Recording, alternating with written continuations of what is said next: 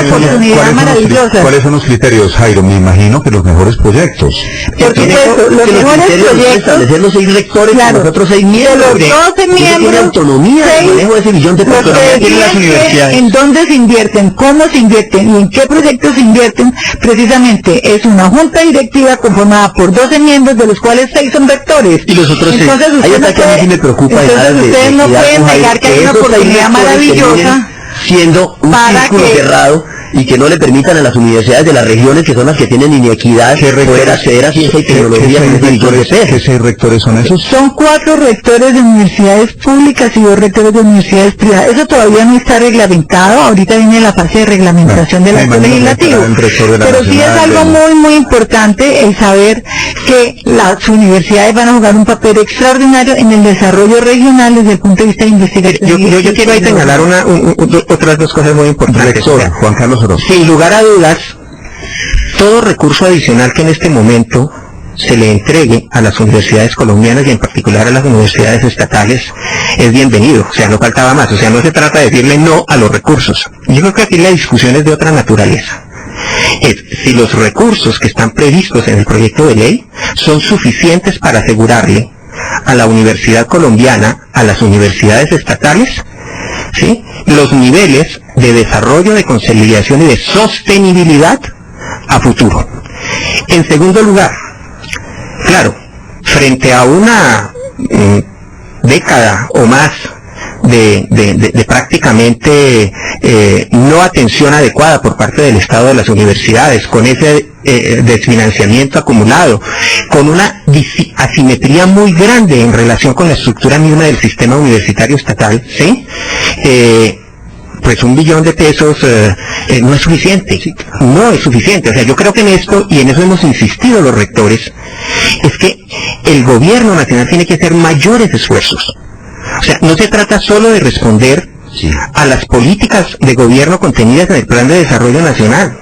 Eso es parte del desarrollo, sin lugar a dudas, de las universidades, porque las universidades no pueden estar solo en función de las políticas de gobierno. La universidad tiene que estar en función de las políticas de Estado. En ese sentido uno podría pensar con el rector, claro, ¿quién no va a estar de acuerdo? Que se necesita más plata para la educación. Bueno, ¿alguien no está de acuerdo con que se destine más plata a la educación? Es que en ese nosotros deberíamos buscar incluso llegar a los niveles del promedio de inversión en relación con el Producto Interno Bruto, por lo menos de los países de la región con los que tenemos que llegar a competir. ¿Cuánto es el presupuesto hoy del gobierno, del Producto Interno Bruto para la educación? 0.6% del Producto Interno Bruto, la segunda inversión más baja en América Latina. Claro, perdón.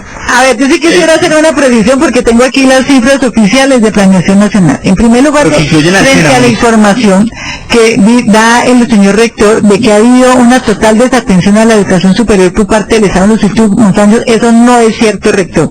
Del año 2007 al 2011, los recursos para las universidades públicas han crecido en términos reales en un 9.5%, y usted lo sabe muy bien. Sí, y las universidades han duplicado. Entonces ustedes no pueden decir que ha habido una total desatención. Eso es lo primero. De financiamiento. Y si nos comparamos en términos de inversiones públicas, no son unas afirmaciones que no son ciertas. Cuando pero no quiere decir que las universidades públicas ya no son públicas.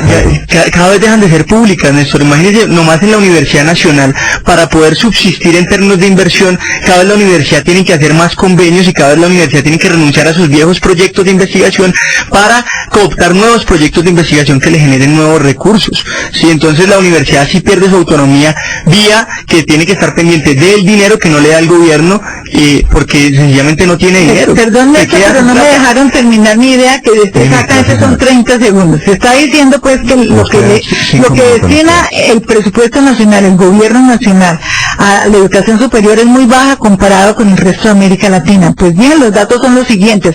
El porcentaje del PIB que en Colombia se dedica a la educación superior es de 1.92%. ¿Por qué dicen que es 0.6? Pero perdón, y de ese 1.92, 1.08 es inversión pública. ¿Y cómo nos comparamos nosotros con todo Iberoamérica? En Iberoamérica el porcentaje es de 1.32% del PIB, es decir, es más bajo. Y si nos comparamos con los países de la OECD es de 1.5. Entonces, los datos ciertos es que el porcentaje que le asigna el gobierno nacional del presupuesto nacional frente al PIB es superior al promedio a nivel internacional. Pero eso no quiere decir... 1.9, ministra, perdón, está incluido el SENA, ¿no es verdad? Que se financia con parafiscales. Educación superior, los programas técnicos y tecnológicos que ofrece el SENA. Pero una cosita que me parece...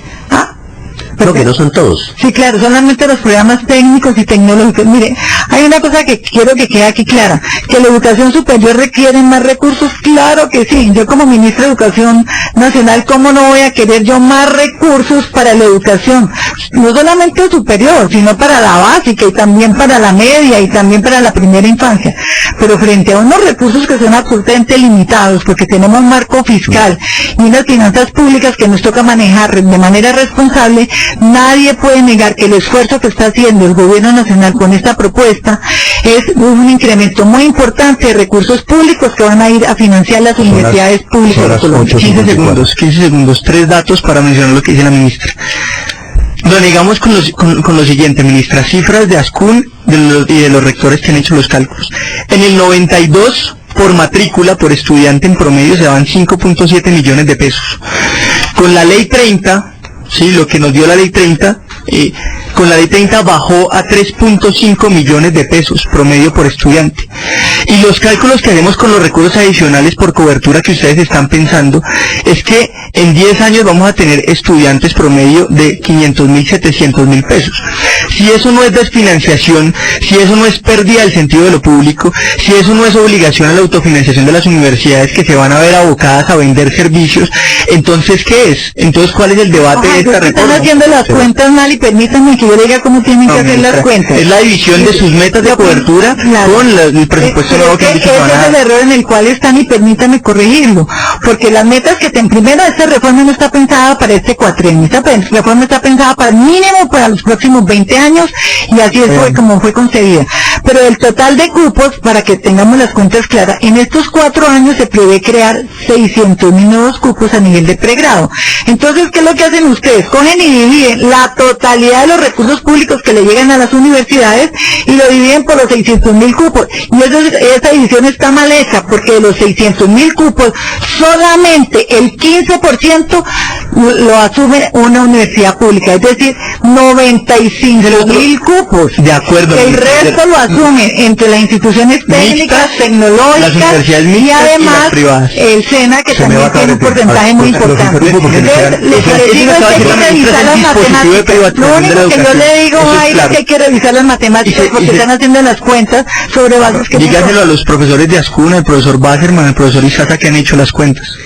2 minutos al final de este debate es lo que nos queda de tiempo, infortunadamente, para que hablemos de la cobertura, porque hoy hace una frase de que la reforma educativa es más cobertura pero menos calidad.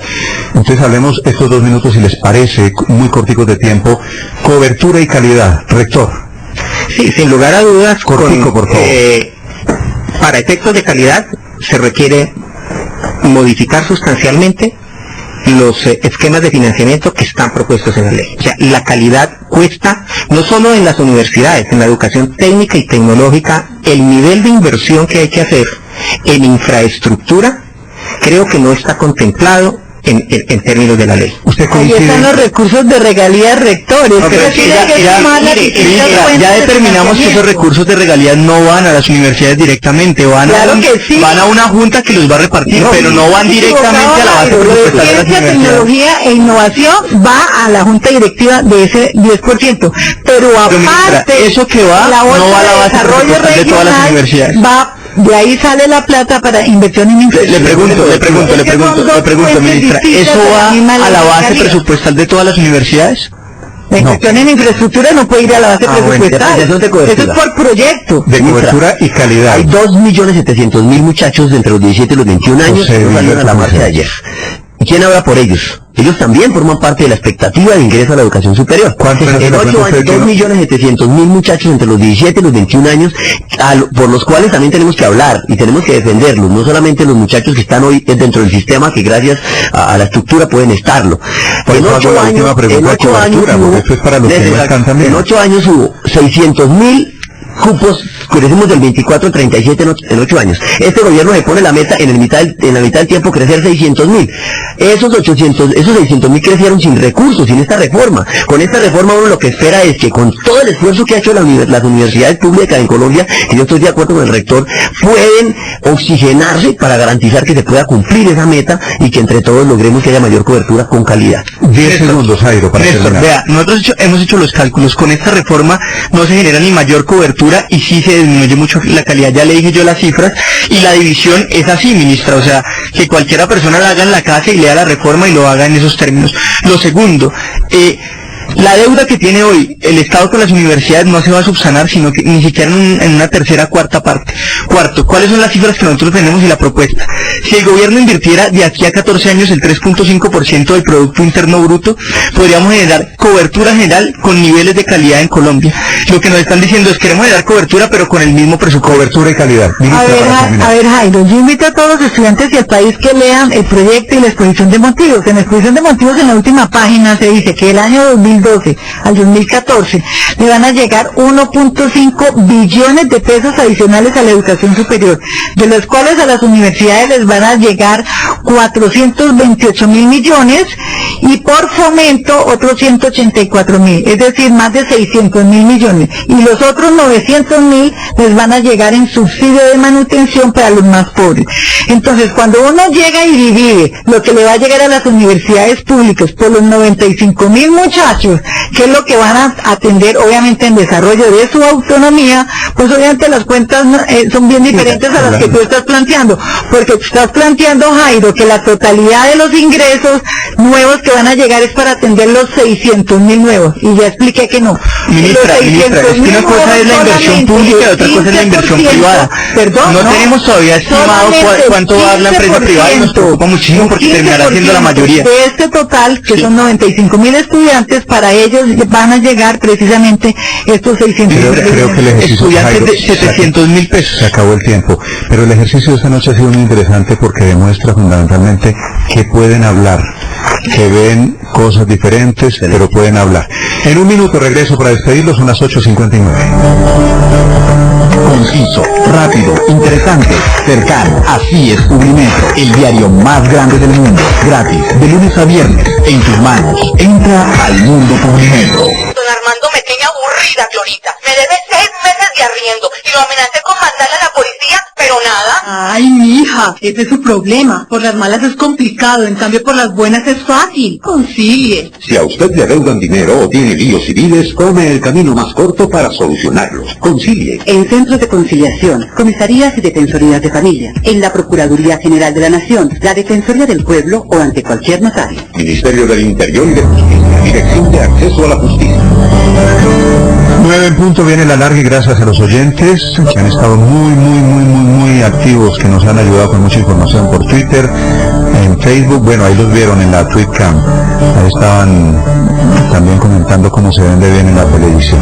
Muchas gracias a los panelistas, nos vamos. Ministra, gracias por acompañarnos. Muchas gracias, Néstor, y yo simplemente quiero reiterarle a toda la comunidad académica, pero principalmente a todos los estudiantes de las universidades, que las puertas del Ministerio de Educación siguen abiertas. Desde el Ministerio seguimos nosotros promoviendo el diálogo, promoviendo la discusión, y Jairo, quiero invitarlo, como los invité desde hace 7 meses cuando lanzamos la reforma, a que sigamos dialogando. Las puertas están abiertas, sus propuestas siempre serán bienvenidas, ¿no? Y siempre, Jairo, tú y el resto de líderes estudiantiles que saben que en el Ministerio siempre están las puertas para concertar y dialogar. No nos quedó tiempo para yo poder